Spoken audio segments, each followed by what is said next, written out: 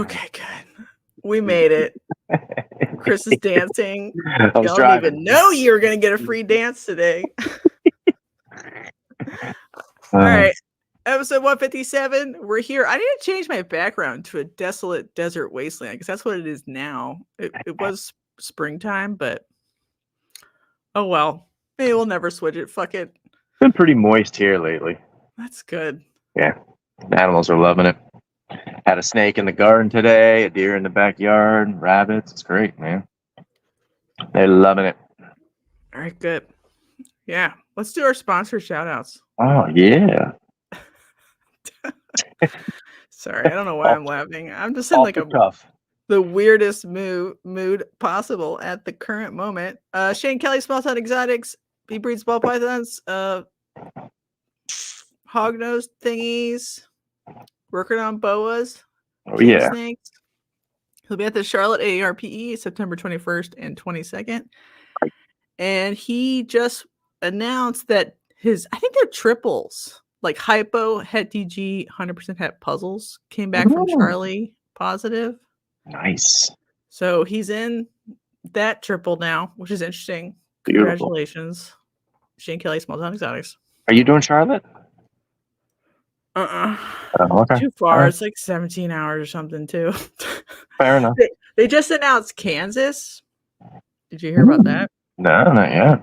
So that would be close enough, but it happens to fall on a show on a weekend that I already paid for a show for. That's tough. Yeah. Split up. Send Chris to one and you go to the other. He's too beautiful to do a reptile show. They'll run right over him, huh? Yes. $300 animals are $100 today. Yeah, well, he's like, I don't know. I won't make fun of him yet. Bravo Zulu ball pythons. It's too early in the show to make fun of my husband. So she has, as we speak right this moment, let's look at it. We'll look at it together. That's pretty. I saw that earlier. An auction going on right now. Check it out. A pastel inchy het puzzle male, but free shipping. So if you're interested in getting a budget conscious way to start puzzling, please check it out on Morph Market. Bravo Zulu ball pythons. And she has a clutch pipping currently. I didn't know what the genetic composition of that was. Thank you, Eileen. What else are we doing? Stoneage ball pythons. He's going to be at the Portland Metro Expo on August 10th, and he's doing it with his buddy. His buddy has feeder insects, frozen rats, different supplies, snakes, leopard geckos, spear dragons, and the chipper bedding. So it's going to be a team effort. Look, there he is. Chipper and Coco to go. The only way to do it. I believe it. I know what Andrew maybe doesn't believe it. Andrew who? Yeah, he's not here, so I guess you could make fun of him if you wanted. Exactly. So, Andrew, ball pythons, leopard geckos, rodents, gopher, Coco, and Stimsons. He just hit his first double recessive, which is VPI snow, which, you know, it's still hard to hit, even if it's VPI snow. And he says he's shooting to have his morph market up and running by August 1st. You mean, like, I'm assuming he means fully fleshed out because he has one already. Right. Right. Might be slacking on putting stuff up like I am. Yeah. We should talk about that first, because this is a discussion I was trying to have with Shane Kelley, and then he hung up on me on the phone. And I was like, you little shit. That's it. You're fired. Yeah. And then he'll be at the Pack Noirs in Albany on August 17th and 18th. The Gray Family Snakes. I didn't get an update from them, but I'm sure they're living their beautiful lifestyle of breeding snakes and having fun and taking care of people in Africa. We love that. Thank you, Gray Family Snakes. Check them out and check out their project. What is it called? Do you remember? No, but I know they'll be in Daytona. Project Snake Love or whatever. I was thinking I was wearing their shirt, which is their nonprofit. So they got the 501c3 back. Bows of balls. Shout out. Drawn to scales. Fuck the FWC. I forgot my shirt again. That's pretty. Ooh, that's rough. I bought this stupid not a prank shirt, and I keep forgetting to wear it. There's always next time. I'll wear it to the show tomorrow. And then Chris at BS Reptilia, and he's here right now, live. I wanted to do like little show update and just talk about what's going on in the industry and talk about some of this exciting BOA stuff coming up if people are interested in figuring out when they're available, when they're due, stuff like that. That's what we're doing today. Chat's having fun. Jamie, Purple Church, Chris, What's up, Jamie? Zivs, Lisa, Richard. Thanks for the memories. What's up, Jolly? Jelly don't live in Florida no more. Yeah, fuck them.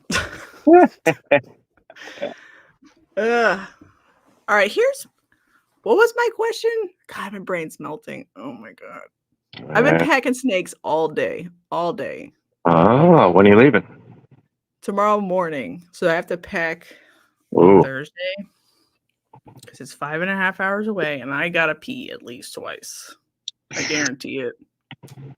You gotta control that. Like, don't drink the day before.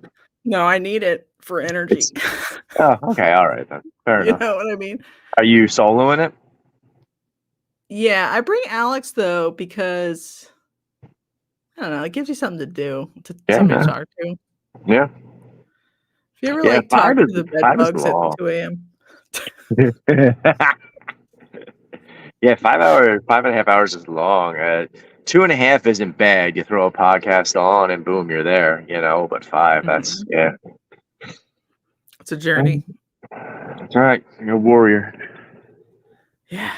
I'm really hoping it's going to be awesome. I'm scared I'm like overselling it to myself. Do you ever have that problem with a show where you're like, if I think it's too awesome, I'll be more disappointed. But if I think it's just going to be whatever, then whatever happens, I'm just like, okay, cool. Yeah, that's you kind of setting yourself up to, not be butthurt at the end of the show in case you don't do well. But it's you're coming home that night too, right? Mm-mm. Or are you staying overnight? Okay, it's a 2-day show. Mm-hmm. Okay. Yeah, I mean, you got to think positive and what the past did. I mean, look what the Denver show did, and you wind up with no expectations, right? I kind of had expectations. Oh, okay, all right. I was like, Nick, I ain't driving 8 hours for no shitty show. You don't have to guarantee me a good show, but you need to guarantee me you're going to try really hard. He's like, I pinky promise. I'm like, thank you. All right, so that landed the deal. What's the organizer of the show? This is Show Me. Okay. All right. I don't know what it is about down there, but it's a small show, really small, but they're just like excited to buy snakes. So I'm excited to bring them snakes. Good deal. I definitely think a lot of people you're always going to have a couple of them, maybe snakes on your table that another vendor might want to pick up, something that's hot that the normal person is just going to walk by. But majority of the sales that I've seen, they've been, 300 and under. That's what it seems to be the most popular things right now. Yeah, I can't. I'm not saying I can't, but I very rarely sell to a baby breeder in this area currently. Like nobody's a baby breeder anymore. I might sell to another vendor, and they're obviously a breeder, but I'm not really selling that often to a baby breeder. That's why I keep asking people, like, do you think there was baby breeders buying from you? And maybe they're buying from somebody else too, to be fair. Yeah.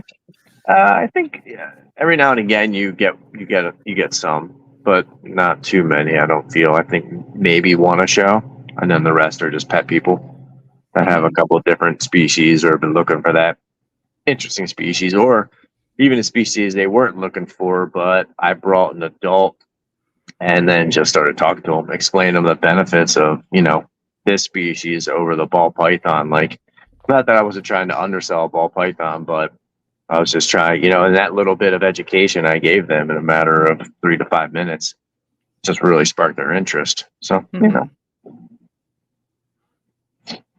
What do you think for PA shows the door is at?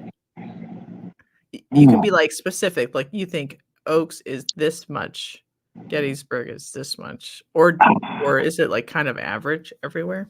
I think we got the Gettysburg numbers, but I'm not positive. Like, nothing's sticking out in my mind. Maybe it was just something I was thinking about inquiring about to the organizers. Because because I would be curious to know now. I don't know what the Oaks would bring through. Back in the day, Hamburg was, I bet you, well over 5,000. But lately, Hamburg has been poop. Like 1,500 poop or like 600 poop? That's tough, man. That's real tough. I'd say maybe at least 1,500. But that's that could be off by a couple hundred as well. But Oaks, I think Oaks gets a fair amount of traffic because I think you're kind of close enough to the city. I mean, you're not that far out, but you're not that far away either. I bet you they get on a good show 5,000 through there. But lately, I don't think it's been quite like that. I used to always seem to do better at the Oaks show. But surprisingly, the last Gettysburg show was better than usual. But I didn't I don't know, I had some cocoa pre-sold. So that always helps. But I didn't. Do you count pre-sales for the shows? I do, because technically I'm going out there to sell that product and it's being sold there. It's not like I didn't get the money before. So the sale was made at the show, technically. So I still use that as, it's a win for the day, at least. I sold a couple of animals and it was around the board. It was like 2 ball pythons and two colubrids. So 2 or 3. Do you have a hotel for that one, or can you drive? Nah, so that's the beauty of it. All the ones, most of the local ones, I just drive. So Oaks is like 45 minutes to an hour. Gettysburg's like 2 hours, which that's the longest one I usually do. We have Hershey, that's 2 hours. I am on the list for that one because the same guy who does that's holding one in Lehigh Valley. So now we're like 10 minutes out of Allentown. So I got high hopes for this show. It's September 15th, and it's on a Sunday. And Sunday shows have always seemed to be more popping. At least the single-day Sundays, maybe not the 2-day shows. So does it start like post-church, or is it in the morning? I believe it's in the morning, but it's like the 9 to 4, 9 to 3, typical show time. Church people don't go to snake shows. Come on now. That's the some devil. People do. Come on, some of them do. They love Jesus and snakes. Yeah. I just I don't know. All right, Lisa it has an idea. I was thinking about offering raffle tickets to everyone who buys a snake to win a gift certificate for $200 off their next purchase, like to be drawn at the end of the show. What do you think about that idea? Not too bad. It's not a bad idea. All kinds of little raffles and stuff like that. Sometimes they'll raffle off a snake, at some shows for like $10 a ticket. Somebody will do that and then pick the winner by the end of the show. The only time I ever did a raffle at a show, I was just subscribe to this YouTube channel, and you get a ticket for a $50 whatever you want credit. No one did it. And I explained it to the first 50 people, but after that I was like, fuck it. It's not enough money for them to be like, wow. Yeah. Yeah, but maybe 200 would work better. Yeah, 200 off of captive born white lip. That's that makes it a little bit more manageable. Yeah. Is that at Oaks? Well, that's true. Not sure. Are the doom rolls sold? Let's talk about those. Yeah, it hurts my heart. Just got to get them out. I've tried a few years to breed them. They've been up and down. They're one of the toughest species I've learned to breed. You have a good year, and the next year you'll get 3 stillborns and slugs, and 1 baby lives. Or they were tough. So I definitely think I was doing something. I just need to adjust some things, and I don't have the same passion I had for them when I got them. So I got to make. When you have collections like ours, you can't just have animals that are kind of not driving you to do better. So I'd just rather see somebody that really, has that urge or that wants to work with them, and see how they go from there. They're great animals, but I got an Argentine T positive coming up. I got to make room for her, so I'll be breeding her next season. So a little bit of cage space is needed as well. But they're still available if somebody's interested. So somebody's supposed to be giving me a down deposit this weekend. So after Saturday, we will see. I will repost something if they're still available. But as of right now, they're floating to a local guy, which is nice because no shipping's involved. Because that one girl is like 15 pounds. She's 20 pounds. She's a big girl. Mm-hmm. All right. She's a guinea pig eater. Better luck next time, everybody. Yeah, I hopefully the ick breeds somewhere. Let's put it that way. Yeah, he's a boa guy too. So I think if he's going to take the time, I think he'll be all right. They'll figure him out. Oh, I remember what I was going to talk about. Oh. I've forgotten, then I remembered because I have 5 functioning brain cells today. All them Diet Cokes. Well, it fries your brain eventually. It's filled up. That makes you pee. Yeah, 100%. Like when Andrew was talking about updating his morph market, and you're like, I don't update my morph market enough. Mm-hmm. Do you think there should be some sort of new strategy for what animals go on morph market versus are kept off of morph market and are show only? Because sometimes I'm like I'm like, maybe ball pythons 500 and under should not be on morph market, but then I'm like, maybe that's too strict. What is your strategy right now? I like that idea, but I think you also got to have the pet animals some listed on there. I pretty much will list everything I have, no matter what it is, depending on the time of the year. If I know I got shows coming up, I'm not going to list the single doubles or the single gene double hets and stuff like that. They don't even write the hets down for at the shows, just because it's irrelevant in a male most of the time. But I've also found a couple people through just enabling my wholesale account thing and giving an option on a wholesale number. I was able to sell like 20, 25 just wholesale animals that I was either dragging around to shows with me or had posted for like 145 shipped, like silly numbers like that for a pet owner. And I've been including shipping and everything and just eating it a little bit on the shipping just to get some animals out the door, but they're nothing that's like you said 500 or more.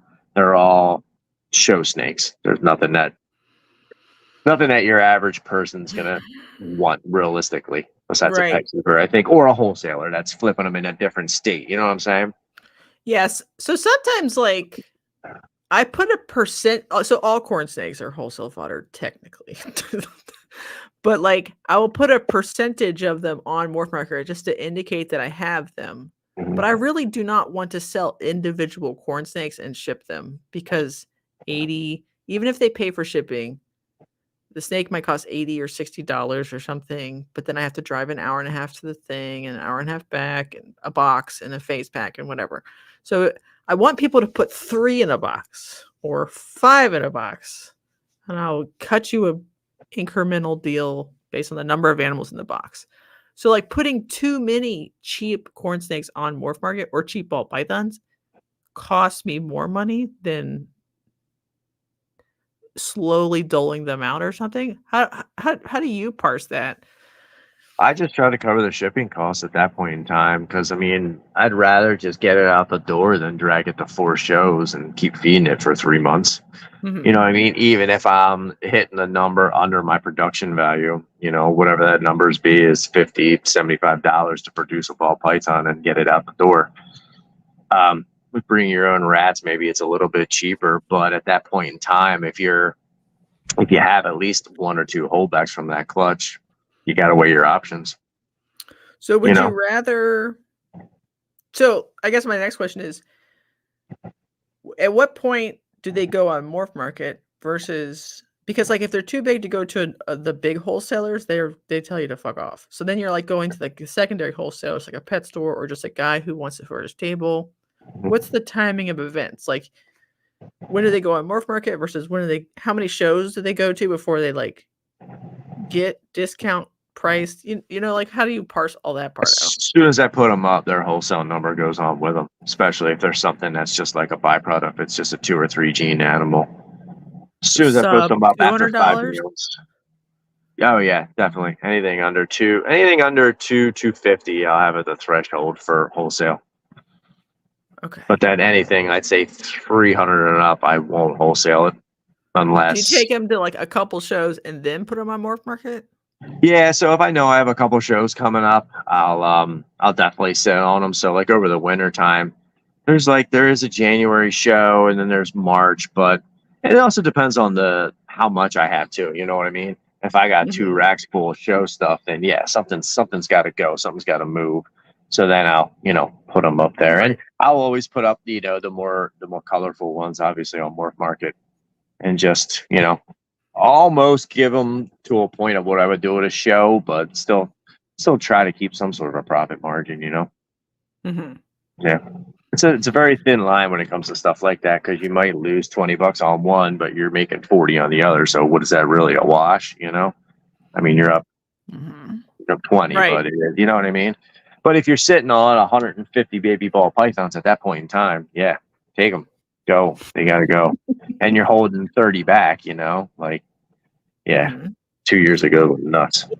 There's something in the like flipping community, like pickers, where they say the fast nickel slow dime, which snake people do that too. Like sit for your price, except their items don't cost money to carry. Their items cost space. So we have I don't know, like a fast nickel slow dollar bill. I don't like the margin is different. Like you have to ask for more to get premium pricing, basically, and then ask for less to get cheaper pricing. Like the margin splits apart a little bit.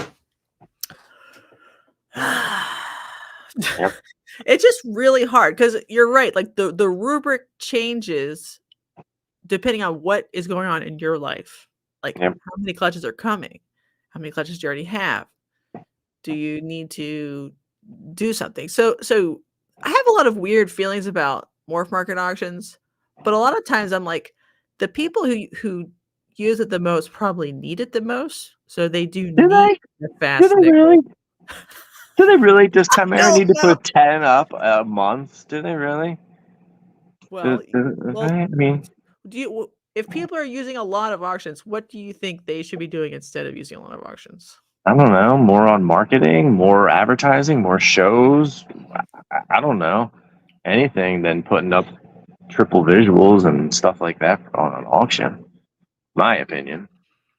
But my thought about it right now is some of them some of them are obviously like people who don't do a lot of shows, and so like whatever. Yeah, Carson doesn't do any shows.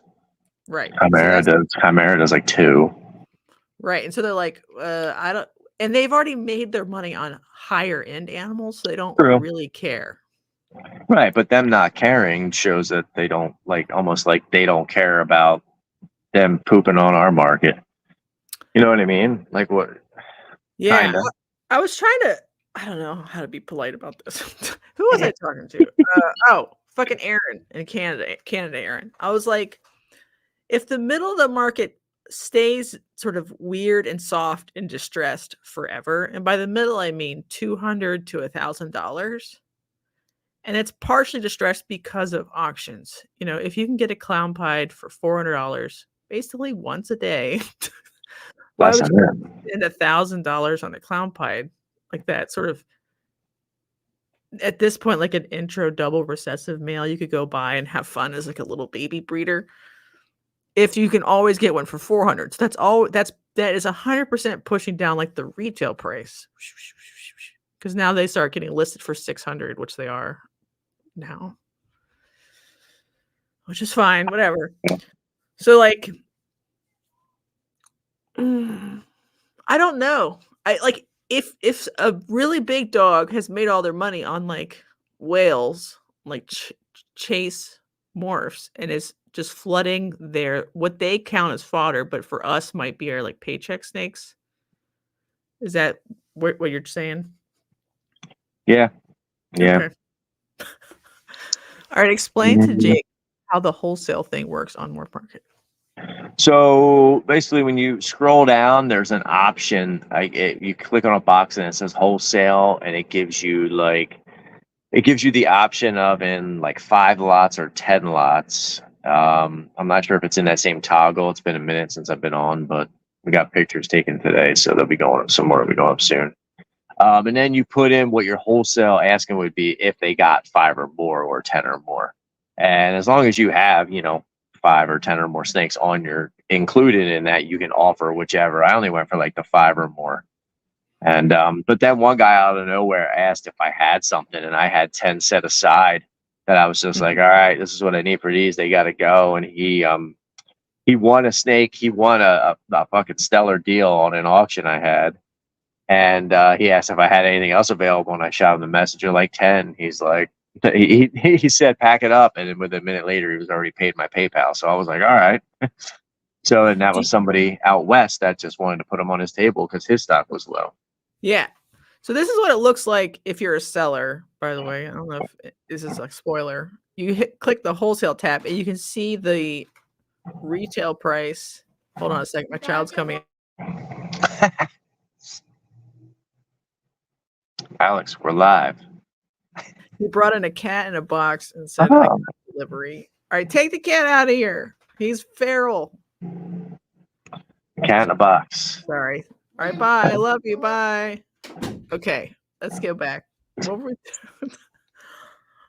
So they have a system where it's like the retail price and then the wholesale price if you buy 5 or 10. But it's not quite like what I think of as jobber pricing. It's more like the group discount price. Would you agree with that?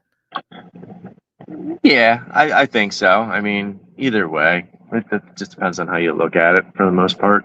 I mean, some of them are, because it'd be like a 10 lot of normals. That's a 180 free shipping. That's a wholesale deal. But some of them are just like 30% off.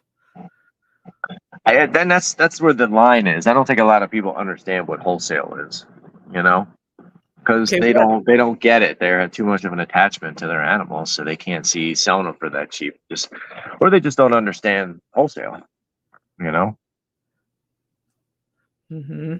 Well, I was just hoping like maybe this model is better for a pet store, because then a pet store can like pick and choose colors, like pay more to pick and choose colors. They want only 5 snakes. They want somebody who has a banana, a bell, an albino, I don't know, it's dark, a GHI, black pastel, and something else, a normal.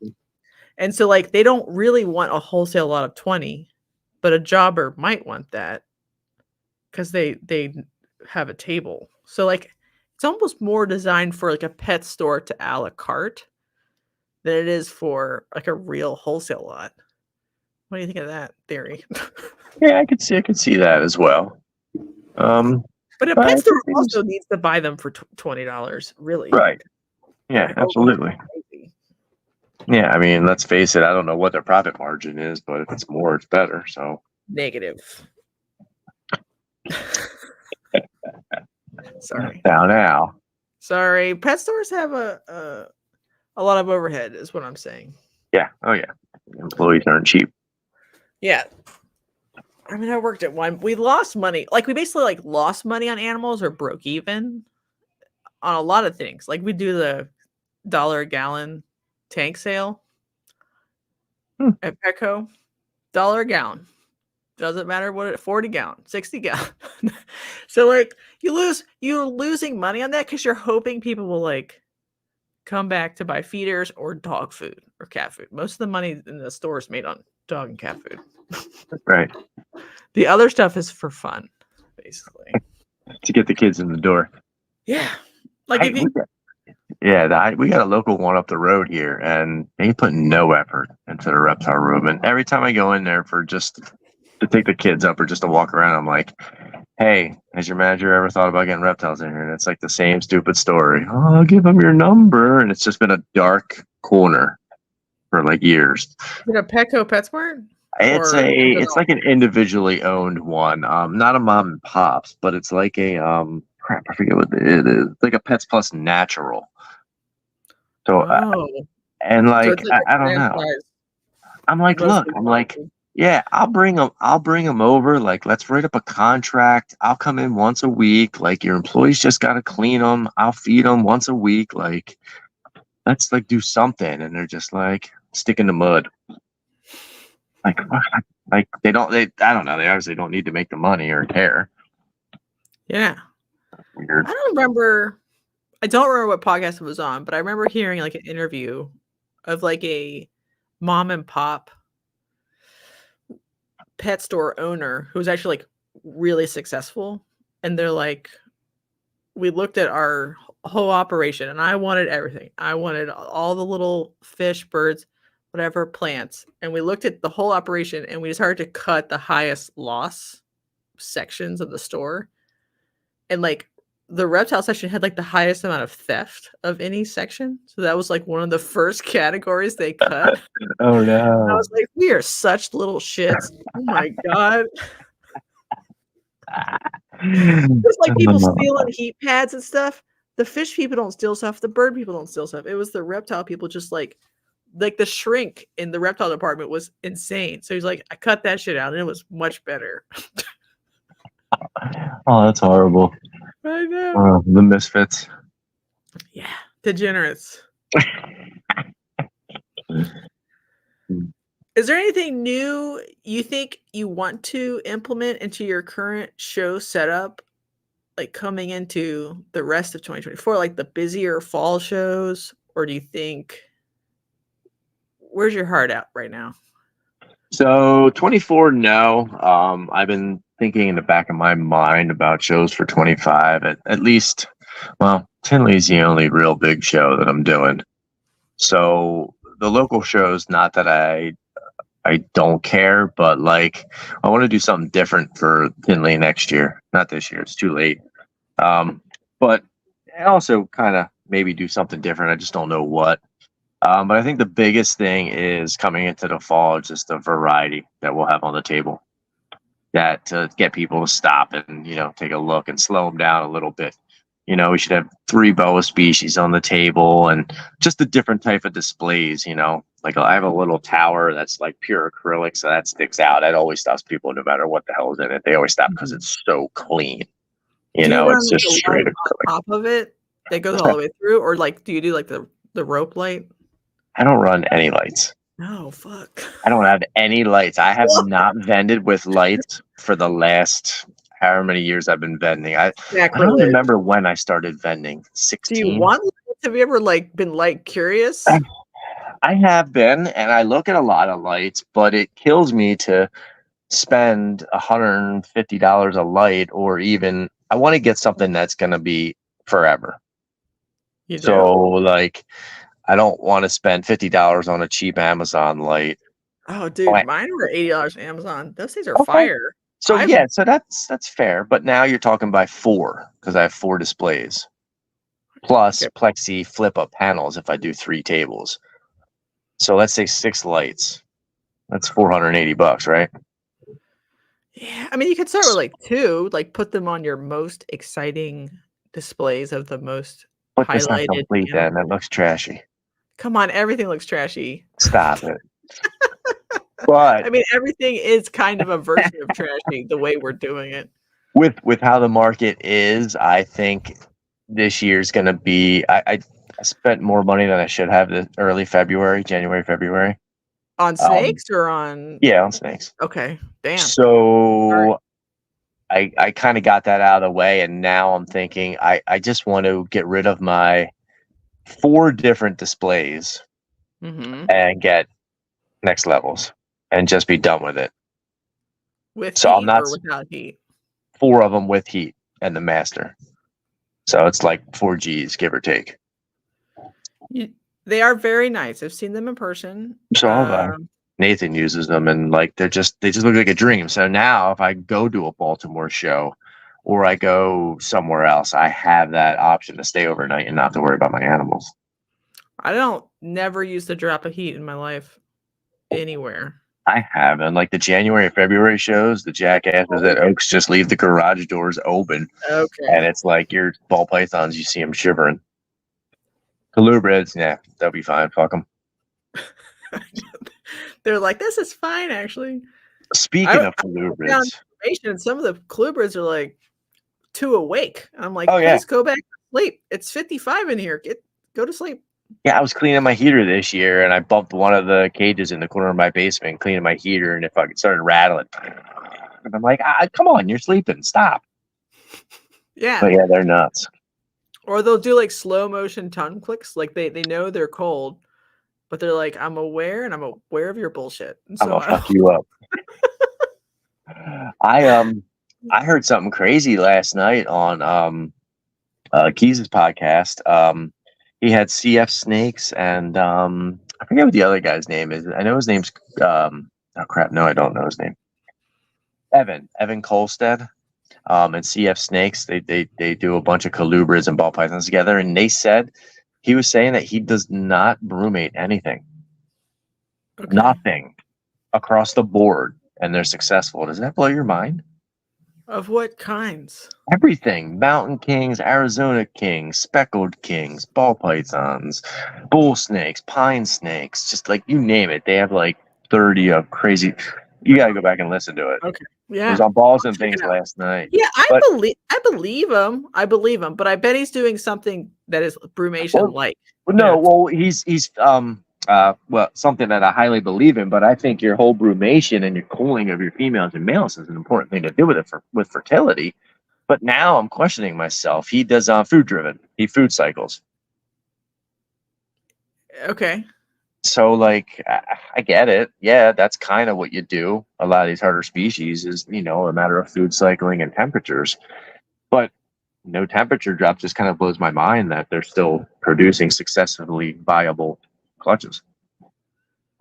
I bet he's doing something else too, like unintentionally. Like it's winter time. Well, your room temperature is going to drop naturally. He turns the lights off at night longer because he doesn't have to feed it as much because it's like the low feeding time. Yeah, they said they don't feed him as much through those months or whatnot. Yeah, but I don't know. I guess if it's working, sometimes it's working. I think, I definitely think it's true. Like I believe it, but like I'm like, why would you give up the sweet pleasure of having 3 months off? Yeah, everyone's like, yeah, probation's going to be the worst. I'm like, what are you talking about? Yeah, That's right. a party around here. Ball python people are like, oh, I'm so scared to put it in a corner for 3 months, and we're like, get out. Yeah, that's literally the best part. Like, I don't even really get to play with this year's current colubrids until the adults go and the sub-adults go down for brumation, because I'm like, I don't have time really to really check out the new stuff and like see which ones are holdbacks or whatever. I'll like feed and take care of them, but I'm not like, wow, it's picture time for the new babies. Fuck no, not until the adults go down. Do you brumate your babies as well, or anything to them? Do you treat them any differently? I have not, but I would consider it for more vacation time. I do. Crazy theory. I do everything. Like I do my holdbacks in FB5s on the bottom of the rack with no heat. And I do my juveniles on the floor in tubs so that they stay about 10 degrees cooler because they're on a concrete floor. Same duration of time? Yeah, they're in there until they're juveniles, until I breed them out into the breeding enclosures. So technically they cool down naturally. They're brumated? No, their whole life.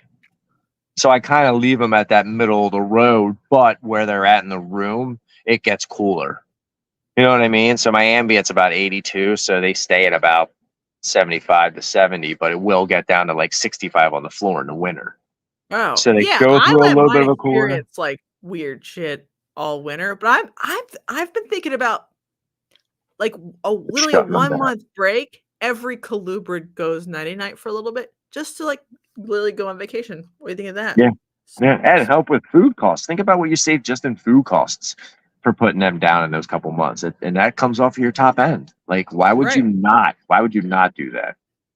Right, and you could definitely like food cycle a little bit without putting them down, but like especially if your room is a little cooler and you unplug it and just sort of stick it in the corner. But they are much using less food, less body reserves if they're truly brumated, and they come out and they're just peppy, happy. Yeah, it's natural. Yeah, so I'm very into it. I'm in. I just don't know if I need to But like, I might or do it in phases. Like, what if you put 30% of your holdbacks down each month for like the winter months for like 4 weeks or whatever. 30% goes down this time, and then they're just like a little break for them and you. Yeah, I think it's good to cycle them too. I think it's healthy. I mean, that's what they do in nature. Why would you want to defeat what nature gives you? Like, she knows better than we do. Mm-hmm. And it definitely seems that they do shut down a little bit. They won't feed every week. Like my bulls and pines, if they're juveniles or babies, they will, from October, November till February, March, they kind of just like, they might eat 1 week. They might wait 2 weeks to eat again. Or I'll purposely only feed them once a month. If they're a real like ferocious eater, I'll just feed them once a month. So I slow down their food as well. Right. So I So think if that you were helps. brumating them anyway, you could force your vacation Kind of, yes. into a specific time period. Mhm. Yeah. I mean, and I do it for boas anyway. I food cycle boas in the winter, so I'm like kind of halfway not feeding them, and so like that's the time when I'm sort of feeding ball pythons the most because like the way my room is right now, I don't know, like the time of year they lay has changed, but it's gotten pretty early. So like that part's fine. But like if I was going to go on a vacation, that's when I would do it. Like when do second you week of January. do you shut down your boas when you're breeding them? Yeah. Okay, completely. I don't know. It sort of depends on like condition. Okay, all right. It's 'Cause mostly yes, but go ahead. I was gonna say I did that with my Nicaraguans the 1 year. I shut them down in like October, November, and didn't start. I didn't feed her again until like March, and that worked for them. But I don't. I mean, I'm not the locality boas. I haven't been shutting them down completely, and they've been going every other year so far. So, but What is not completely to you? Like once a month or once every 6 weeks? yeah, I'd say once a month. So I'm not, I'm obviously changing the behavior as as they go through. So I guess you're not shutting them off completely, but you're definitely decreasing it. And it's enough that they're taking to the change. And I've also noticed that feeding them through that whole breeding, they seem to do a lot better. Instead of like once they're gravid, you don't feed them. That's what everybody thinks they do, like with ball pythons. Like the locality boas, I'll feed them up until the Costa Rican, she ate a week before she laid. I didn't realize she was going to go that early. And small meals, it's just I feed gravid. They're fine. Just don't feed them something so huge that induces labor. Yeah, you don't want to feed them a large rat or a rabbit. Yeah, I just prefer like getting them really full early fall, kind of like the first crispy days, no food for a while, maybe 6 to 8 weeks. That's like the first feeling time. And then as winter comes in, I will start to feed them again, just not like every 2 weeks or something, maybe every 3 weeks. More for males, because males will sometimes run themselves ragged. Oh yeah, big time. My male got skinny this year. Yeah, so like I'll feed them more on purpose. But if a female like came out of her like flush period in good condition, I might not feed her that much, maybe every month. But if she came out of flush and then fast in like okay condition, but not like juicy, sometimes maybe every 3 weeks. I think you can induce ovulation with like a lot of food sort of at the end of follicular genesis. What do you think about that in a boa? You're like, absolutely. I think that's important with any species. I don't think it's just boas. I think across the board, boas, pythons. I don't know about colubers as much because they just eat all the fucking time. I mean, after they get that first lock, the females, I can't open my cages without dodging. They come flying out for food, and it's like, whoa. I've had them literally check my pockets for mice. You ever had them do that? No, I haven't check my pockets. Check my face. Well, they'll come out and they'll start like just like touching you, like touching your like leg or something, and you're like, "What are you doing?" And they're just a shaped object at that moment. They would take just waiting for something to move. Yeah. But I think you give, I mean, Lisa talked about it, about giving like larger meals to the white lips at certain point in times, I believe. And it kind of, design things, which is kind of a study I'm doing right now. I have a pair of scrub pythons, and they're about, I've had them for over a year now, but I would have to guess that they're probably 4 years old. Female's a good 6 foot long, but she's only, you know, 2-3 inches in diameter. She's not thick at all, but they came in skinny. I'm sure they were wild caughts because they always want to eat my face no matter what.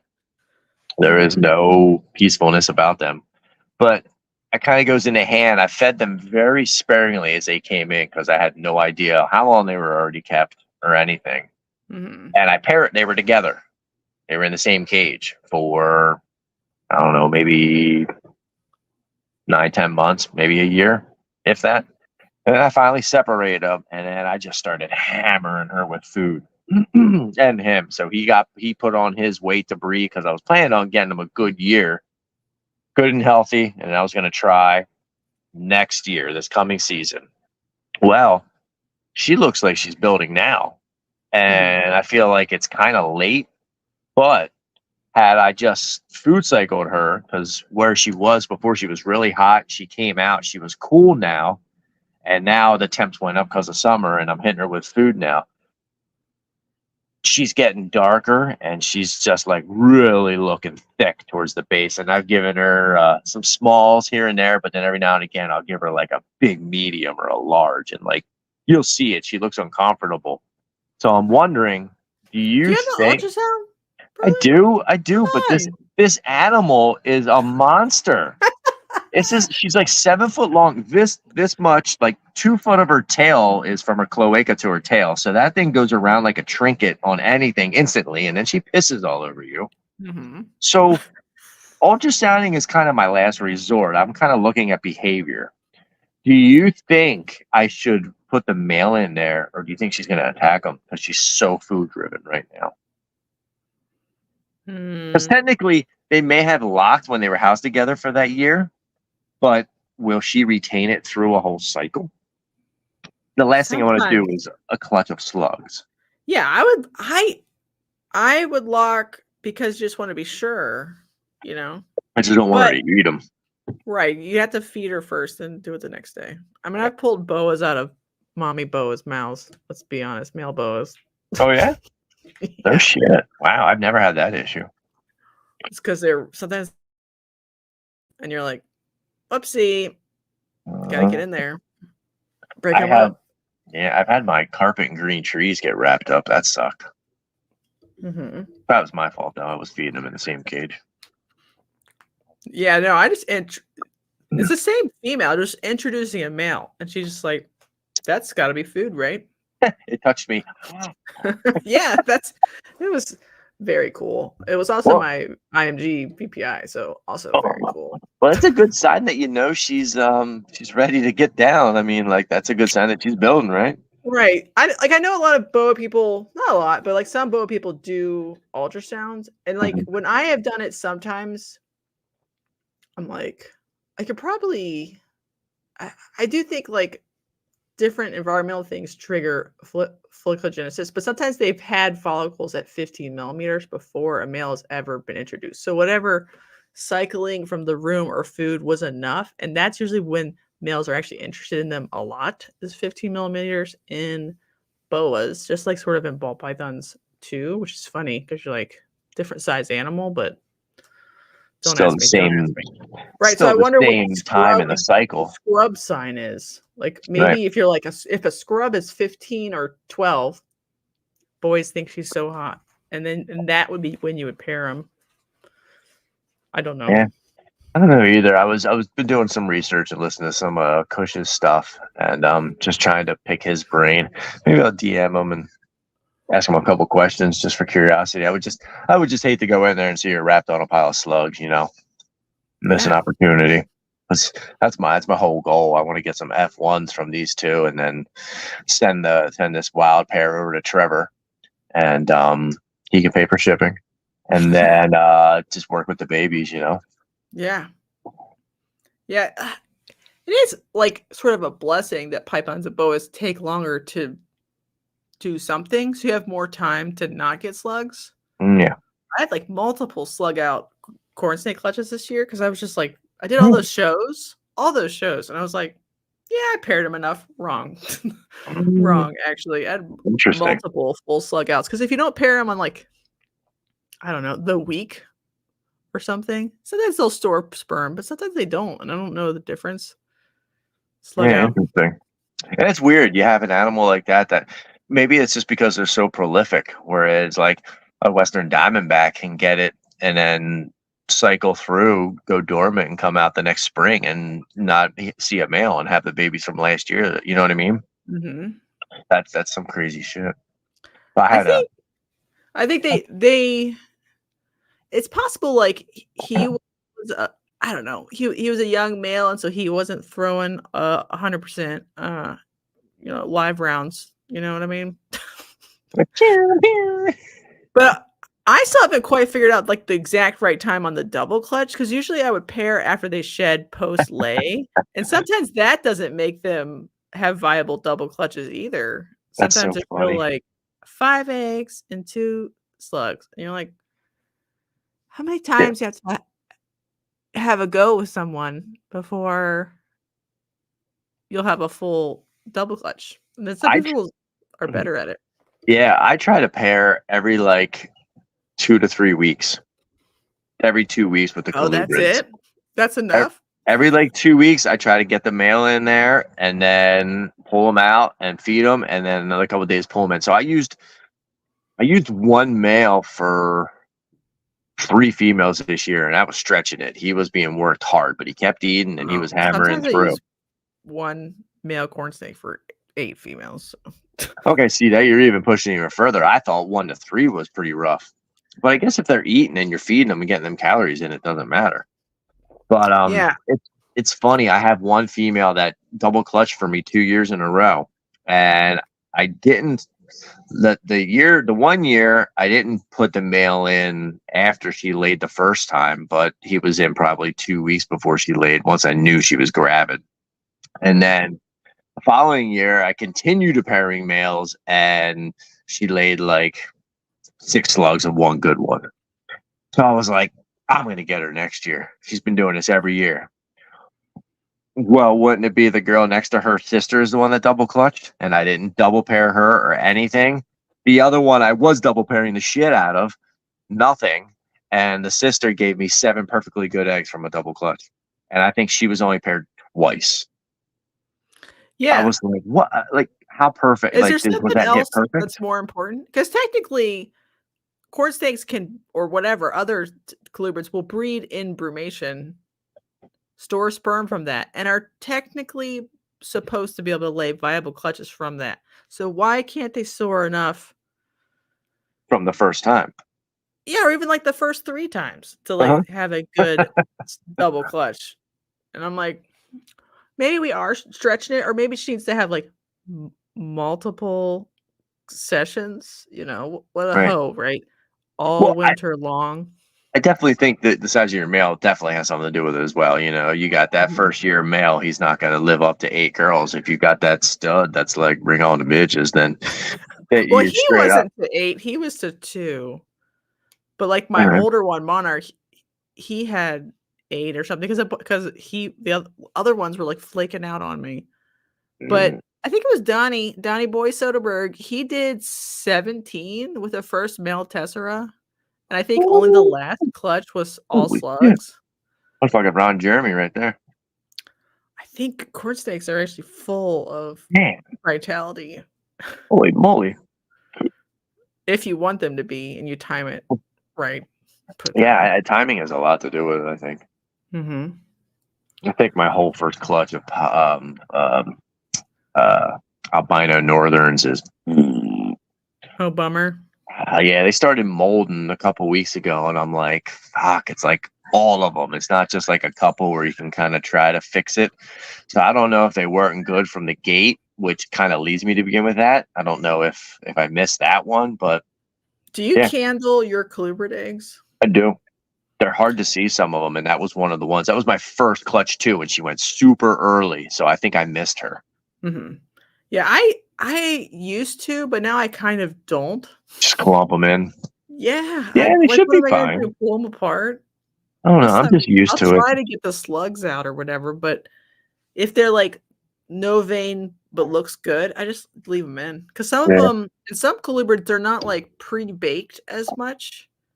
Nah, some are hard to see. Right. You know what's scary as hell was June 22nd through the 29th. I was away in Outer Banks, and I had this kid come over, TJ. He would buy a wrap from me or whatnot, but he helps me at some of the local shows when I have like 2 or 3 tables and a lot of shit going on. He's another set of eyes and like snakes. Mm-hmm. So he helps me out. So we had him watch our house. And when you know it, I had like 3 coluber clutches drop that week while I was gone, and it was like all my leucistic southern pines, and like I'm like, all right, bud, don't mess that clutch up. Make sure you've never pulled a clutch of eggs, you've never candled an egg, but here's what you're looking for. This is where you're gonna put it. I hope that clutch does all right, because that's $2,000, or this is this is that. And he's just like, oh great, thanks. Like crash course. So I think they're more resilient than we think they are. Yeah, I've gotten more and more like laissez-faire. I'm just like, I don't know. Go in there. Some of you will make it, and some of you won't. That'll be all right. Just put them in there.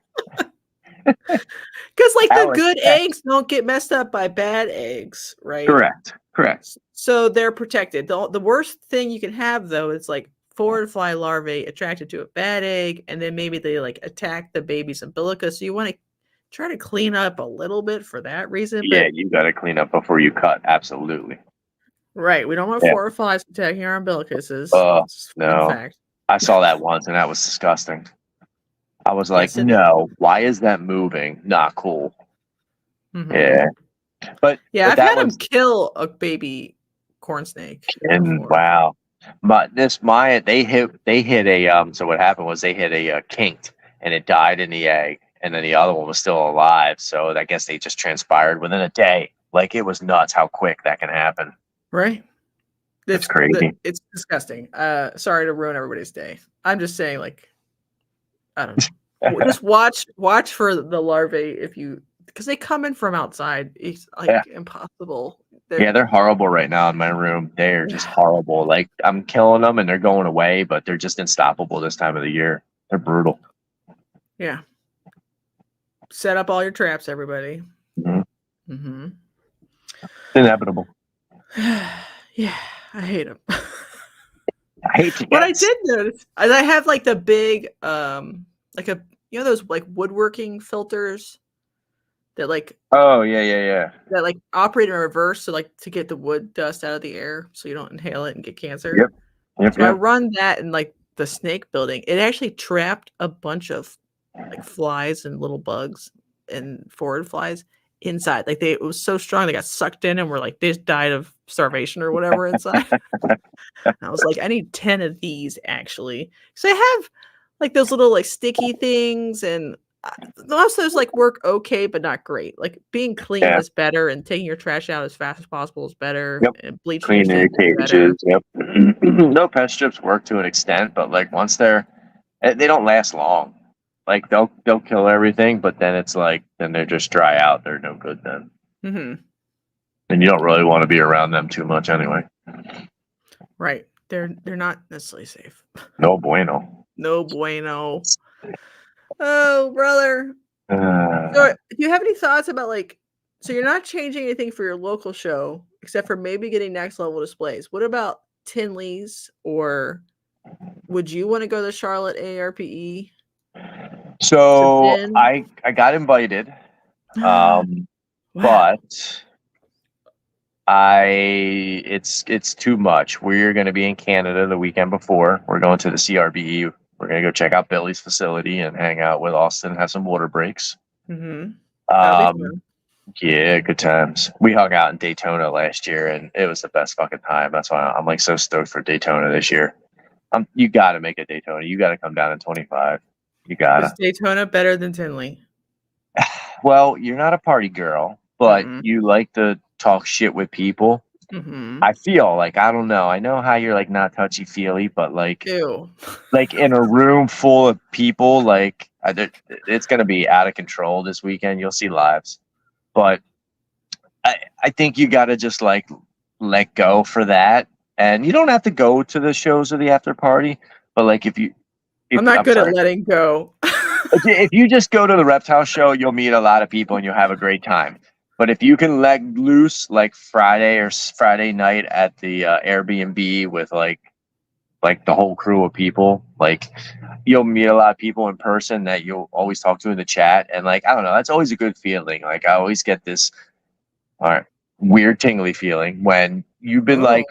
you've been talking to somebody online for a year and a half, 2 years, or you're messaging them, and then you finally get to meet them in person. Like you already know what they look like. You know everything. You don't know everything about this person, but you feel like you have a special bond with these people. And then to meet them in person, it's just like I can't explain it. Like when I see other people meet each other for the first time after they've been talking for years online, I get that feeling, and like I already met both of them. It's awesome. Yeah, I like meeting It is people awesome. in person. That part is It's fun. I just people don't know you if I like, want to though, go to a Jessica. crazy party though. Well, okay, so you don't have to go to the crazy party, but I'm an old lady now. I got now, my Diet stop it. Coke. I'm older than you. All right, you were on there with your Diet Coke in each hand I until know. you double fisting it. I feel You're geriatric with my uh, Diet Coke. you're all good. No, nobody will care. No Um, hugging, Richard. well, Oh, that's the no. thing. See, I was just gonna say something about like that. I'm gonna want to hug you when I see you, but Oh, God. I'm sorry. Well, I just give me That's like warning so I can like mentally prepare. okay. I just told you. Okay. So Daytona, like if you want to meet people and like party and chill, like that's the place to go. Like that's where you want to go, and like it's real laid back and chill. Tinley is the same. I didn't experience the bar at Tinley because I had my boys with me, and we stayed like Mhm. 25 minutes off of property at an Airbnb. But this year we're like across the highway, so we could walk. So we're definitely doing the bar Friday night, and I'll let you know what that's about.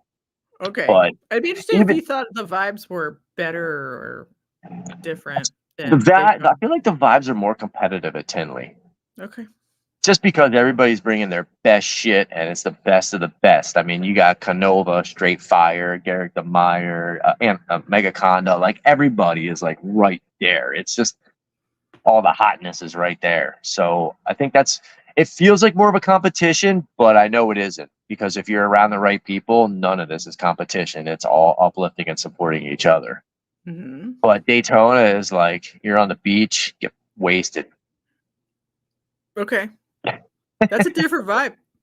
Totally different vibe. But Florida, Daytona definitely has like everything from except for your bigger colubrids. I mean, your bigger boas and pythons, of course, because of the laws. But they have the amount of colubrids is just nuts. It's crazy, and the tortoises and turtles. It's wild.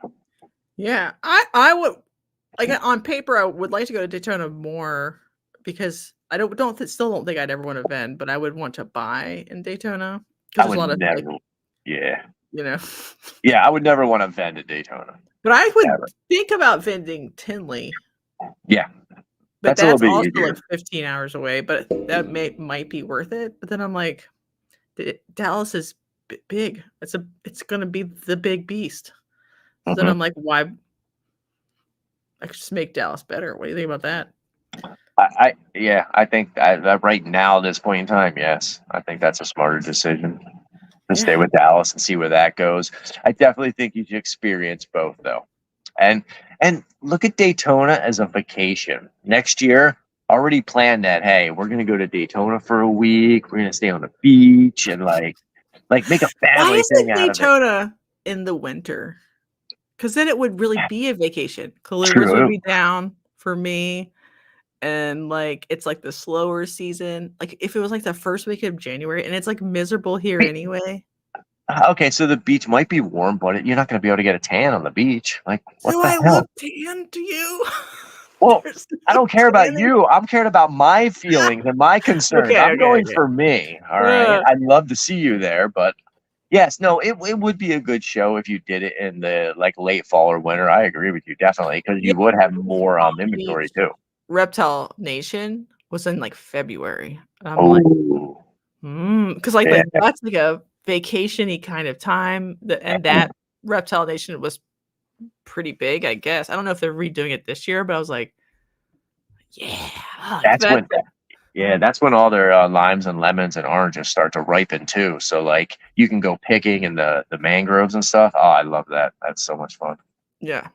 That one, I was like, maybe I would drive to vend that one just to make it force it to work. So It's like when the perfect time so of year. Wayne's got to sell the Daytona Reptile Expo to you or me, and we'll make a February show. Yes, please. And it could be on my birthday. That would be like really fun. Wayne, we'll pay in cash because I know that's how you deal. No I'm credit. I paying in get corn snakes though. it. I love it. Nothing about that show is credit or debit. Like if you don't have cash, he's like, see you later. Like let's Do you lift think up that the carpet. vendors act like that too? Oh yeah, of course. Why not? I just mean like, are the vendors like, I don't even have a square. What's a square? Fuck you. Or do you think the vendors have all of them? You are talking about Florida, so there's different rules down there. Mm-hmm. Maybe we'll see some Jamaican boas down there. Ooh. Are there some at Warfigure right now? Am I drunk? There was like a pair. I think so. Well, there might be some in Arizona right now, and there is some maybe in Florida. I don't know. I gotta find some. Did you ever get your U.S. permit to transport them? Support what? Jamaican boas? Not yet. I'm looking for somebody in PA. Oh, you're still looking? Yeah, I'm still looking in PA. Hopefully I can find somebody. Or if I can find somebody to gift me a pair. But a lot of the guys that have the guy in Arizona, he was like, once I told him I had more ball pythons, he was like, I'm sorry, I don't think that, I forget what his line was. This was years ago.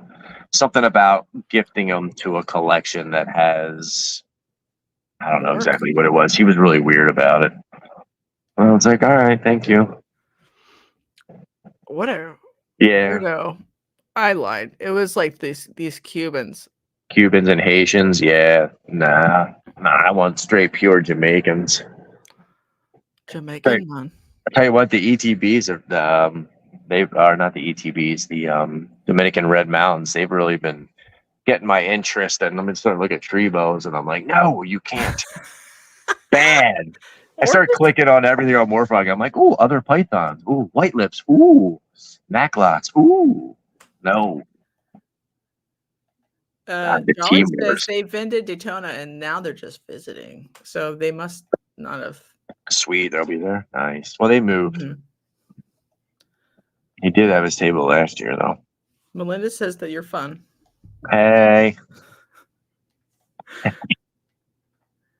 Was that Jennifer and Aurora? Yeah. Well, I don't know. It's hard. Life's hard. So do you think you want to do the future AARPE in Charlotte if they still have openings later? Because it's a bigger building. I would definitely think about it. But being that I've already committed to the CRBE the weekend before, I don't want to vend it. And my whole big push is keeping stuff for October Tinley. So I'm not bringing any ball pythons to Tinley. I'm bringing pines, Alpituophis, and boas. Mm-hmm. So I don't want to like blow my load before Tinley, so to speak, because that's been advertised and that's been the big thing on Adam's show. You know, we've been building that up that I'll have other stuff there because, I would love to get into these other shows, but I think this year I'm just going to kind of hold off. I do want to try to road trip it though. I'm going to try to get like 2 or 3 or 4 guys together, and we're going to hop in the minivan and fly down, shoot down Friday night, take 2 hours each, drive right through, hit the show in the morning. How many hours would it be for you? 6? I think it's like 8.5. 8.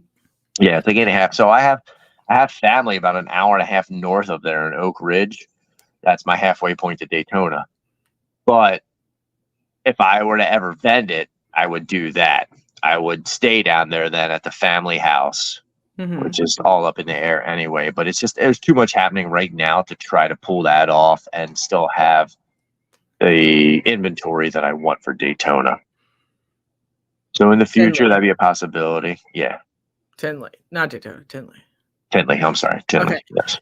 Oh, well, I mean, that's a good question. My husband likes to yell at me. He's like, someone who wants to buy a snake should just be able to buy it. You shouldn't save them for some sort of specific event because their money is fresh today. And I'm always like, well, sometimes you want to put on a good show. And it sounds like you're on that side.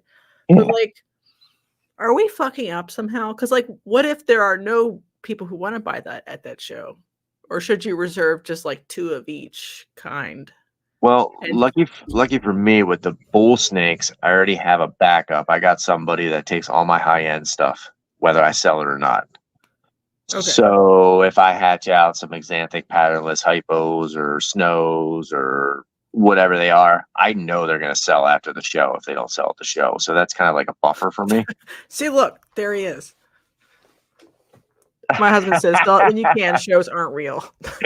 So I went to Tinley last year and had no intentions of selling anything, and I ended up walking out with like $2,000. But it's not to say that's not going to happen this season. I'm not banking on that this year. But last year, I did not see any other vendors there with substantial Pituophis species. Like there's going to be some this year. It changes every year. There was some guys that had some stuff, but like I don't know, the Southern Lucies, they were hot. Even just the albino northern pines, you know, people were interested in and sold a bunch last year. But and then now having the opportunity with all the boa litters I'll be having this year and the bull snakes now, we get the right permits because I didn't take any bull snakes last year. I didn't have the right permitting. I thought they were legal to sell. Oh no, that would have been bad.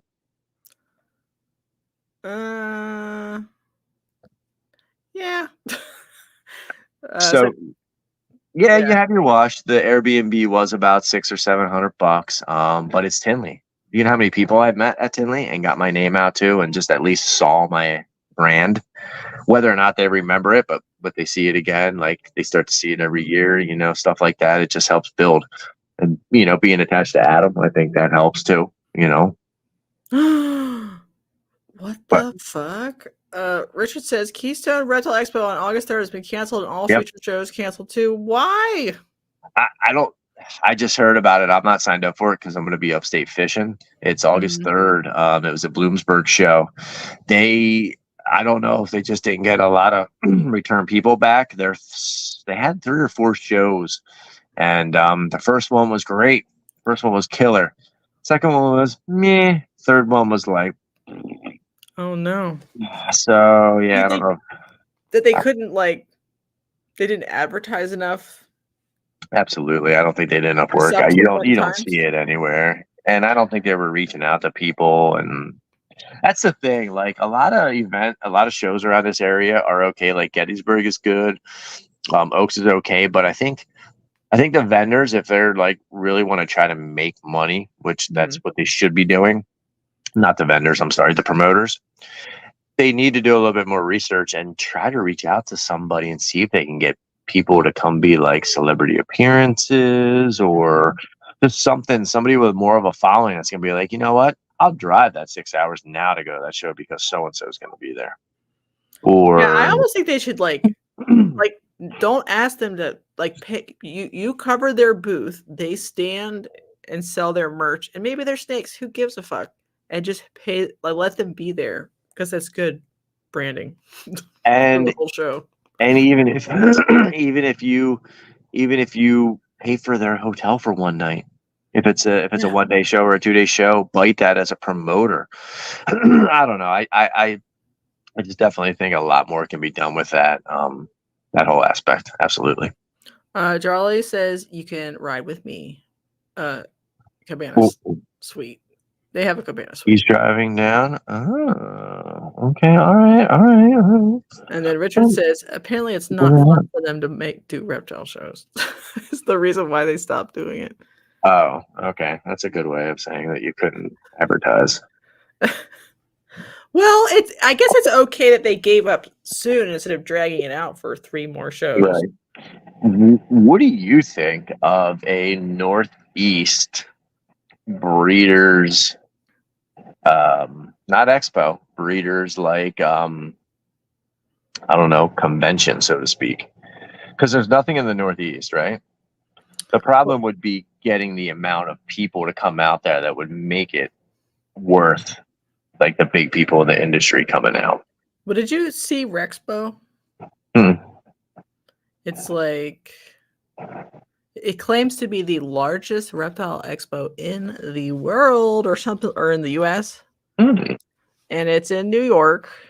Oh, And that's my they just idea. had one. Okay.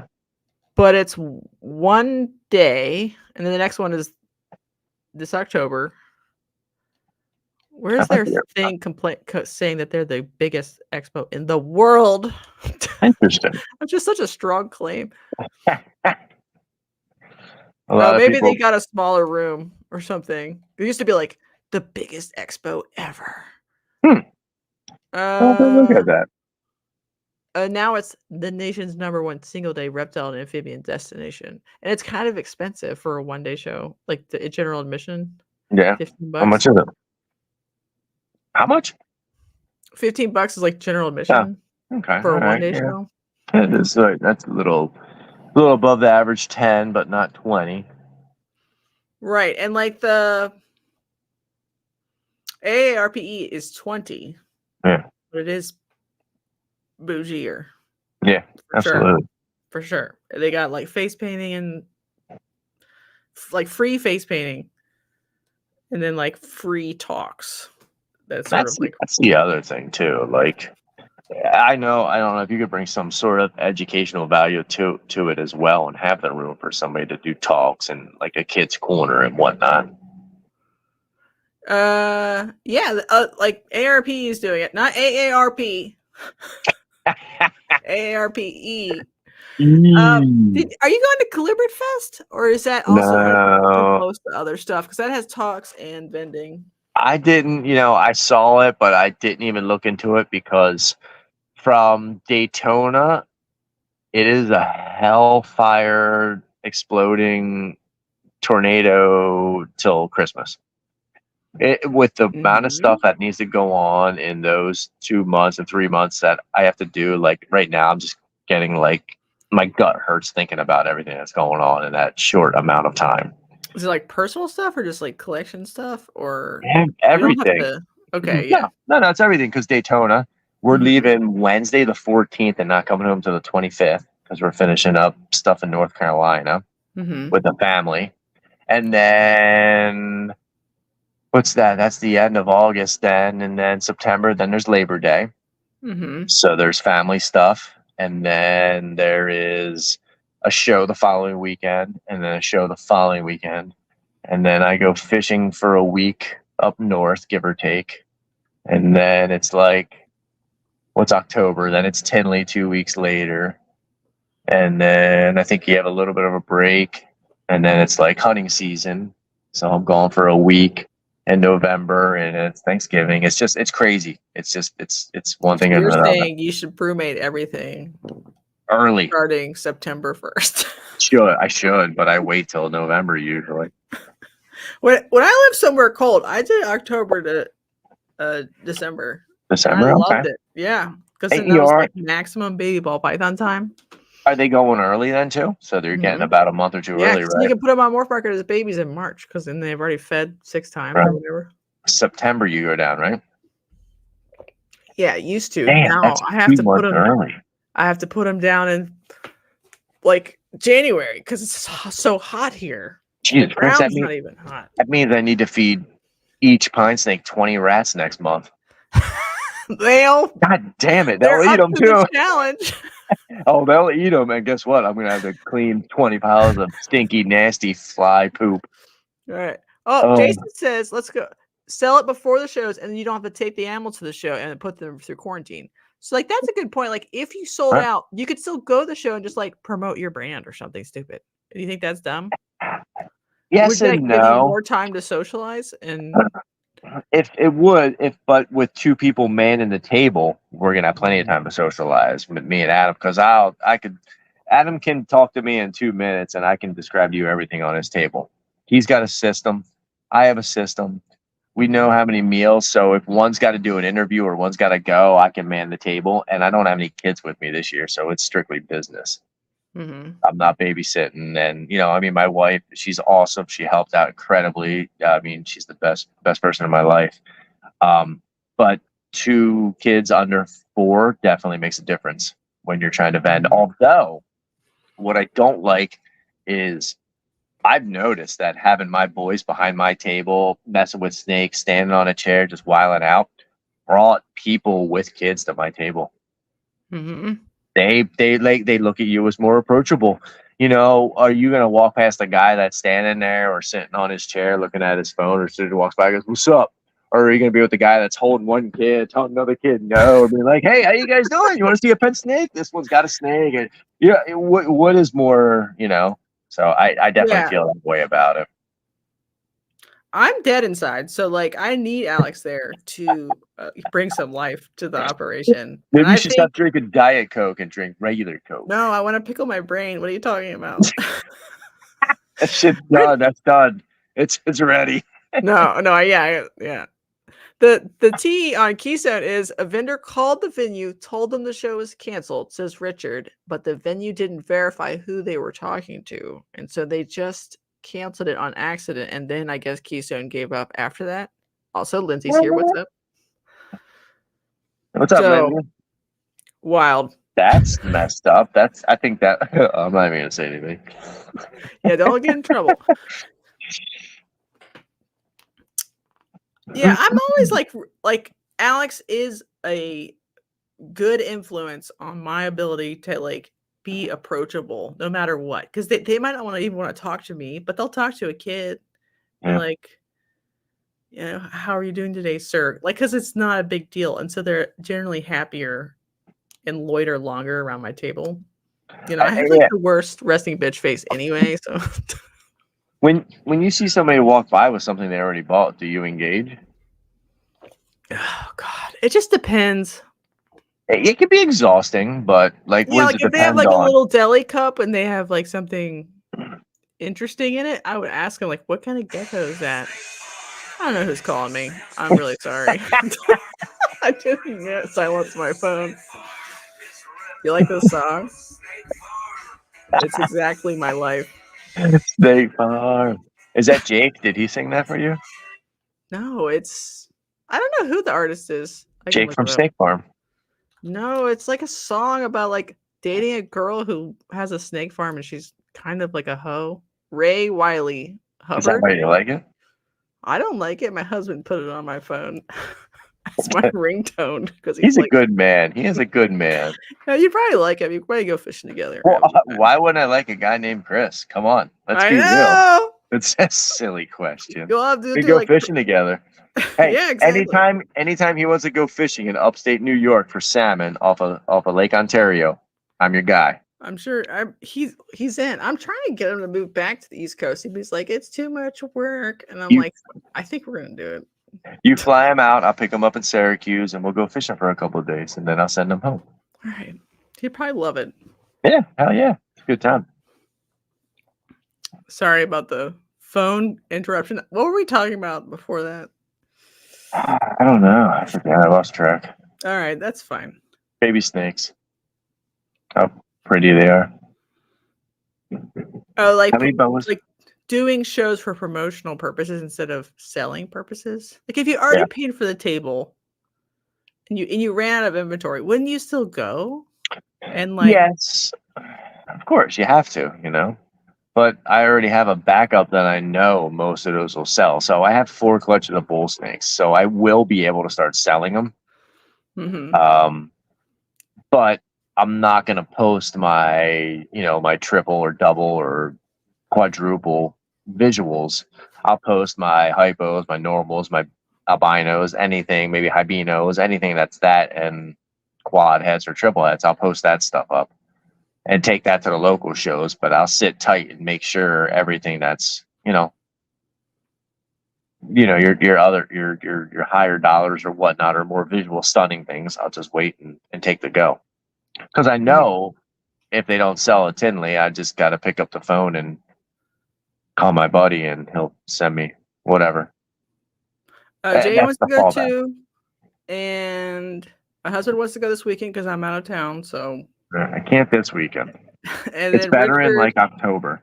right, wants to know what are the cool morphs in bull snakes? So I think there's only 5, right? There's hypo, albino, exanthic, white-sided, and patternless. But then there's localities, there's high reds, there's 3 different lines of hypos. At least one, I think I think they're all, well, 2 are compatible, and I think one's a locale. Right? And 2 lines of exanthic or 3? Oh, I'm sorry. Definitely 2 lines of exanthic, Miami and Ballum. I don't know about the 3rd one yet, is there? No, and then hypo, there's Trumbauer, Stillwater. I think Stillwater is the locale that they think, not a line-bred trait, not necessarily like a recessive. And then the Ballum, which apparently the Ballum is compatible with Trumbauer. Is it? I don't know yet. I'll find out next year. But somebody on They look real fun. The Hanneman, they look nothing like the Trumbauer. Nothing like each other. The Hanneman's like blue. Like the boy I got last year at Daytona, like he'll be breeding next year for me. He's just sick. He's wild. Yeah, they're crazy looking. Did you see the Kingston Reds that were on Instagram recently? Yeah. I was like ready to call and remortgage my house. I was like, holy. They're way better than any other ones though. So I'm like, what's I've going never on? seen anything like that. That is just intense. I don't know if it's line breeding or what. I'm assuming it is, but like I think the biggest problem with bulls to me is they get big-ish. They don't get that big though. I don't know. People are psycho. They're like, this 4-foot bow is too big. So like if they're like needs a 4-foot cage, so people lose their mind when I'm trying to sell stuff to people. Yeah, all my adults are in 4-foot cages. Yeah, I don't think that's that big. A 70-30 they could live in. I mean, that's right, what but summer people does. Be like, I could only have a 3-foot snake. They're like, I want a hog nose, a rosy bow, or a Kenyan sand bow, and like that's why they're like cutting. And I'm like, a corn snake's bigger than that, and they're like too big. And then I'm like, okay, what the fuck is wrong with you? It's wild. What's happening out there in the world? Yeah, you almost got to get them into people's hands. Like, I know you're a big advocate of like people at shows handling snakes and stuff, like, or not handling, but like when you have a baby black snake, and I must have had 10 people come up to me. I had my adult black pines at the show because it was showing what the adults look like, you know, as adults with my 3 babies left for sale. And people are like, oh, that's an MBK. And I'm like, correction. You know, I must have done that 10 times. And God, it's how it's many nothing, times? Yeah. right. And there's nothing wrong with that because they do look alike. They look very similar, but to the untrained eye. But then when I got to talk to the people and explain to them, you know, what it was, they were like really intrigued that it was a North American species. And like, you know, I mean, I guess Mexican, that's whatever, North America, but it's down there. They were intrigued to listen about the care and like how much, you know, the size of them and whatnot. So, do you think that they bought any or something? Did they like not? I did. I sold 2 Louisiana pines. I didn't sell the Mexican blacks, but I sold the Louisianas. Do you think you're going to do more like repetitive Pituophis pairings, like more Mexican blacks or more pines, more or like more kinds? Like, are you going to be deeper so you have more availability, or do you think you're going to be like broader? I have 20 colubrid cages. That's my limit. 24 by 18 by 2s or so in my one room of my basement. And they house all the Pituophis. I don't have any gophers, which I'm in the market for some Cape gophers. I think I'm going to add them. But I have 1, 2, 3. I have three bull pairings, and I am branching out. Like the last 2 years, I ran an albino quad het to my females, and they were all like visual or double visual, triple and quad hets. So I hit everything. I hit exanthics, I hit patternless, I hit albinos, I hit hypos, and then yeah, I hit a little bit of everything, and it's a great variety in clutches, so that always helps. But this year was the first year I had raise up males in there. So I had some like visual exanthic patternless or albino patternless. So I mixed it up a little bit. I kind of played the odds on what they weren't visual for and put those males there. So it's it's going to be the variety of all those genetics, but it's going to be constantly evolving where 1 year I might have more patternless or 1 year I might have more exanthic, and it depends on where the market's at. Right now, I can't keep patternlesses in stock no matter what they are.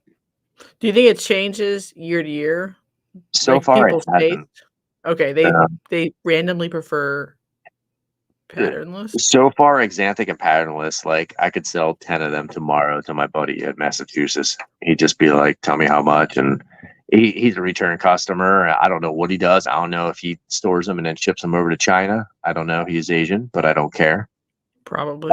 So whatever he does, I don't really care. Oh my God. I don't. Yeah. Explain to me what's going on in China right now. Dude, anything that's orange and patternless, it's like you can sell an albino, hibino patternless for like $800 to these guys, and they don't care. So, yeah, I've had more Chinese like desperate emails trying to buy entire clutches in the last couple of months than I guess since last fall, maybe last 6 months. Than I have the whole 3 years during COVID, and I'm like, what are you guys doing? Like, and I'm like, that's cool, but like they're not born yet, so I can't give it to you. They're nuts over the colubrids. It's crazy, man. The big body colubrids are crazy over them. Well, they like corn snakes too. You don't have any indigos, do you? No, I want Crebos this year, but I don't know. I'm been very good this year about buying extra weird shit I don't need, but I need to sell down stuff I have a lot of. Oh yeah, definitely. And then maybe we can think about it. I sold my Mexican Black Kings just because I bred them for 2 years and like they're cool and they sell, but like once again, it comes back to the end of the day when you have 15, 20 species, 350 some animals. What gets you going? I don't want to look at a cage and be like, fuck, I got to clean that today. I got to do this. No, I want to look at that cage and be like, yeah, I want to feed that thing. I want to see that thing reproduce. Like, that's what you want. And the Mexican Black Kings are cool, but they didn't give me that feeling no more. So I moved them out. I have one male left that I'm just kind of using for kinked babies from last year just to feed off. But I'm raising up a male a male Texican indigo. So. All right. Yeah. They still are like cruising price wise. Like they came down a little bit since COVID highs, but like they're fine. They're fine. People like them. Yeah, no, oh absolutely. No, there's a baby crisis. Are you upset? What am I upset?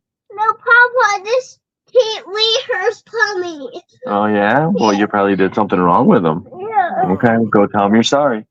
No. Well, you were doing something wrong if you got in trouble. Pop laid the law, and you were doing something wrong. Mm-hmm. The outlaws were watching them for a while. It was odd. If you were doing something wrong, then bud, that's it. Go tell Miles you're sorry. Go sit in your chair or do something. You want to sit here? Yeah. All right. Yeah. So yeah, I got rid of the Mexican Black Kings, and I got that male Texas Indigo. So I'm hoping in the future, I'd enjoy. He should be producing some, and I want to get a female from him. And then all right, that's cool. Another travel down the road. Yeah, have those for variety. I don't have any more snake eating snakes, so. God, I need like 10 of them. I put a bunch of like stuff that was already dead by the time it was born in the freezer. Let me put it that way. Oh yeah, and I was like, these are too big for my little Niagara. And I ended up throwing them in the trash. But if I had a Crebo, somebody would have eaten a nice little snack. Yeah, I think, I guess I haven't told anybody this. I think Peter Dinklage is a hybrid because he can make Y chromosomes, but when he does, the Y chromosome is incomplete, so it makes a super of the female's something. Like it's not a normal animal that's born. So his sons will be the mom as a super, and his daughters will be normal. But since he made super blacks and bells, like super Mojaves, with different females, but they were all males. Doesn't that imply he might not be a hybrid, but like a genetic break so bad somewhere, some chromosomal deficiency that he cannot supply both sides of some chromosome somewhere. Oh. So then I'm like, these are all dead. They were a train wreck. The old super black train wreck. Right. The one of them was brain was on the outside. I didn't know. Well, I had a puppy like that, like 8-10 years ago. Oh, Brain was on the no. outside. Actually, like 15 years ago. Yeah, it sucked. That was rough. And it happens. Yeah, Emma says pine snakes are cooler anyway. Yeah, that's right, Emma. They are. They're more cool and chill. I think the pine's behavior is just so much better than the bull snakes, but I love the bulls. They're spicy. Mm-hmm. Yeah, I think it'll be interesting to see like how everything plays out. Yeah. In terms of like which species are doing well, where, and what's going on. Because sometimes I'm like, yeah, everyone should diversify, but then I'll go to a show and I can't sell a corn snake or a boa, but I'll sell 30 ball pythons, and I'm like, I don't know what. It's just different markets. Different markets are different. I don't know how obvious it can be. Oh yeah, especially with the different area as well. I think there's going to be a big push for Amazon tree boas coming up soon. After you had that guy on, and just some of the stuff I've been looking at and listening to. I think they're going to be like the gate. They're going to be like the Pituophis are, like the gateway drug to the Tribaricon. I think the Amazon tree boas are going to be like that to the green trees and the emeralds. Absolutely, it would be very cool if someone like did a custom like acrylic, really tall arboreal display with ATB babies in it. Oh yeah, and like took that to a show with like cool lights, and you would destroy a Tinley. Oh yeah, absolutely. Especially if everything was like 1,000 and under. Done, gone, sold out. Yeah. Hopefully, it happens. Mm-hmm. All right, we did about an hour and 36 minutes. How are you feeling? What do you have for sale now, and when will next things be ready? When's the baby Tarahumara's being born? Man, I wish last week. So last year or 2 years ago, she dropped them on July 17th. So we're already 8 days behind. So I'm not too concerned about that. I could see her going later, although like we did skip a year with all the localities. I'd skip a year. So I haven't had litter since 22. So I'm hoping everything is okay and she'll go. I mean, she's got to go with it next week. She is looking so uncomfortable. I stopped feeding her about 2 weeks ago. I was going to push it and try to give her a wean like 2 weeks ago. And it was like, we got back from vacation on June 29th. And I was like, you know what? She went the 17th of last year. I'm just going to leave her be. And she's got plenty of fat reserve. Like she might have like 8 or 9 just humongous babies.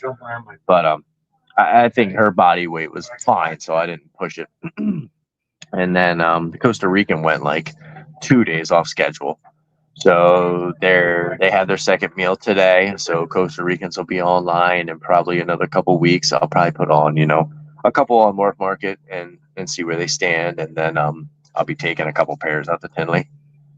Ball python wise, we have clutches 2 and 3 went through their second shed cycle. So some of them should be going online soon. I got to do a lot of ID, and I really didn't even look at them. I'm literally like putting them in, they're shedding, they're feeding.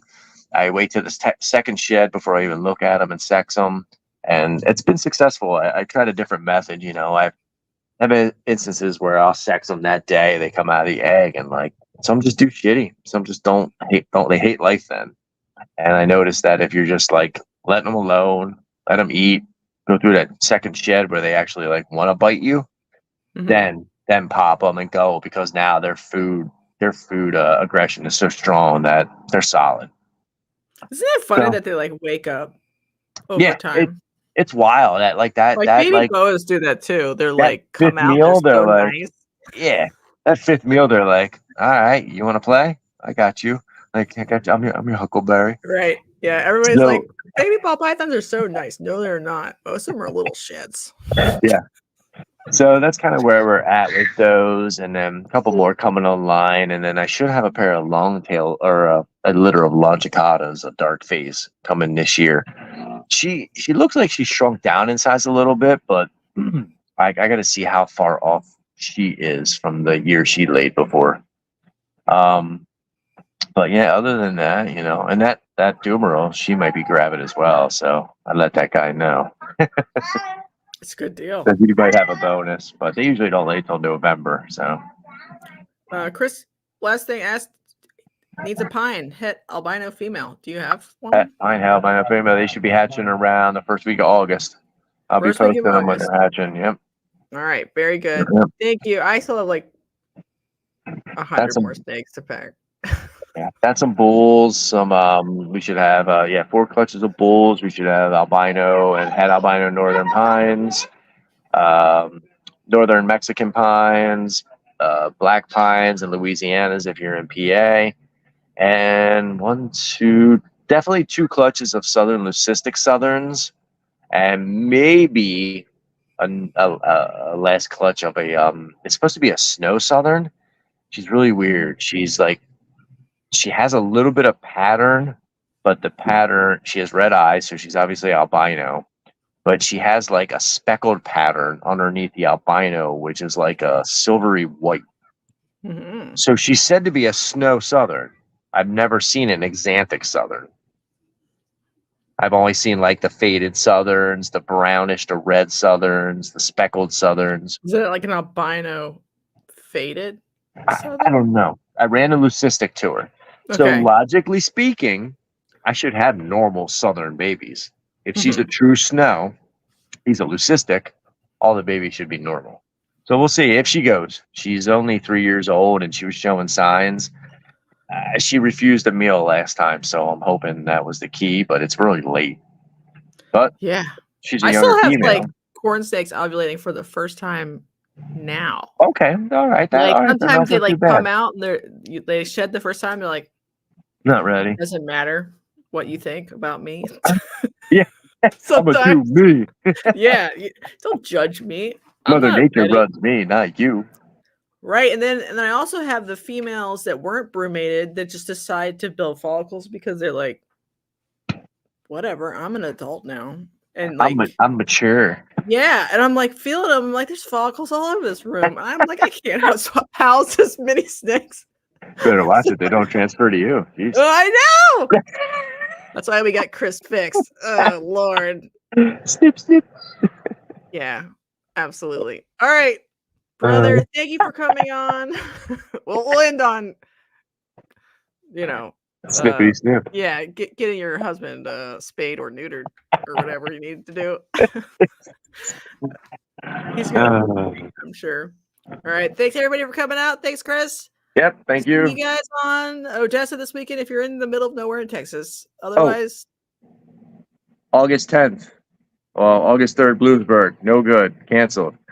August 10th, Hamburg show, Morgantown. We should be there. And then if not, we'll see you at Daytona. Crazy how soon it all is. It's there. I'm done. I'm going crazy already. I need to medicate later. All right. Yeah, me too. All right. Thanks for having me on. Thank you. All right. Bye, everybody. All right. Bye.